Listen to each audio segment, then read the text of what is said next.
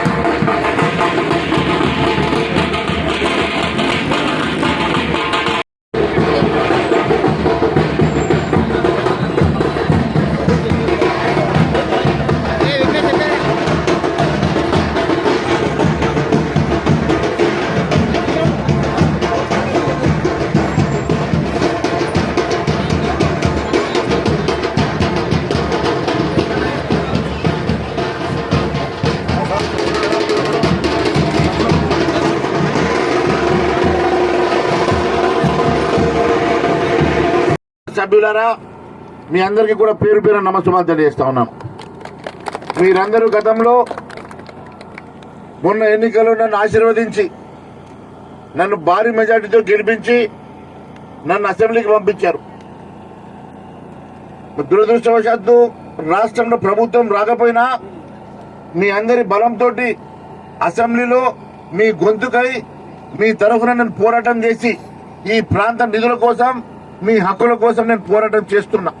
ఎట్టి పరిస్థితుల్లో మీకు రావాల్సిన ప్రతి రూపాయి మీ కుటుంబంకి చేరే వరకు నేను మీ పెద్ద కొడుకు లెక్క పనిచేస్తాను. గతంలో చెప్పిన ఆ మాట మీద నిలబడి ఉన్నా. మీకు ఇస్తామన్న చెప్పినటువంటి పెన్షన్లు కానీ, రుణమాఫీ కానీ, మీకు ఇస్తామని చెప్పిన ఇండ్లు కానీ, మీకు రావాల్సిన ప్రతి సంక్షేమ కార్యక్రమం కోసం నేను పోరాటం చేస్తా. అవసరమైతే ప్రభుత్వం మెడలు వంచన్న మీ తరఫున నిలబడి నేను మీ అందరికి ఇప్పిస్తానని చెప్పి కూడా మాటిస్తున్నా. మీరు చూస్తున్నారు, మరి ఒకవైపు మీరు ఆశీర్వదించి నన్ను అసెంబ్లీకి పంపిస్తే భారతీయ జనతా పార్టీ కూడా నన్ను ఆశీర్వదించి ఈ రాష్ట్ర శాసనసభ పక్ష నేతగా నన్ను ఎన్నుకొని ఈరోజు నన్ను మరి నియమించినందుకు నా మీద బాధ్యత పెరిగింది. మరి నేను రాష్ట్రంలో నలుమూలలో కొన్నిసార్లు తిరగాల్సి వస్తున్నది. అయినప్పటికీ కూడా మీరు అర్థం చేసుకొని నన్ను ఎప్పటికప్పుడు బలపరుస్తూ నన్ను హిమ్మతించి ముందుకు నడిపిస్తున్న మీ అందరికీ కూడా నేను రుణపడి ఉంటానని కూడా తెలియజేస్తా ఉన్నాను. మరి నేను నిన్న కొన్ని ప్రాంతాలు, మొన్న కొన్ని ప్రాంతాల్లో సారంగపూర్ మండలంలో, నిర్మల్ మండలంలో తిరిగినప్పుడు ఈజీఎస్ లో నేను అందరికీ కూడా చెప్పాను, ఇప్పుడు కనీసం 300 రూపాయలు ఉన్నాయి, ఎవరికి కూడా 250, 200 తక్కువ పడకుండా చూడమని చెప్పినా మరి వారందరికీ కూడా 200 పైనే పడుతున్నాయి. కానీ ఇప్పుడే తెలిసింది వడ్డ్యాల్లో 200 రూపాయలు పడతలేవు, తక్కువ పడుతున్నాయని. నేను చాలా ఇప్పుడే కలెక్టర్ తోటి మాట్లాడతా, ఇప్పుడే ఏపీ తోటి మాట్లాడినా మీ అందరికీ వచ్చే వారం నుంచి ఖచ్చితంగా కనీస వేతనం 200 తక్కువ లేకుండా పడేటట్టుగా చర్యలు తీసుకుంటా. అంతేకాకుండా టెంట్లు కూడా రేపటి నుంచి ఖచ్చితంగా ఇక్కడ టెంట్ ఉండే విధంగా, మంచినీళ్ళు ఉండే విధంగా, మందులు ఉండే విధంగా కూడా తప్పకుండా చర్యలు తీసుకుంటా తెలియజేస్తున్నాను.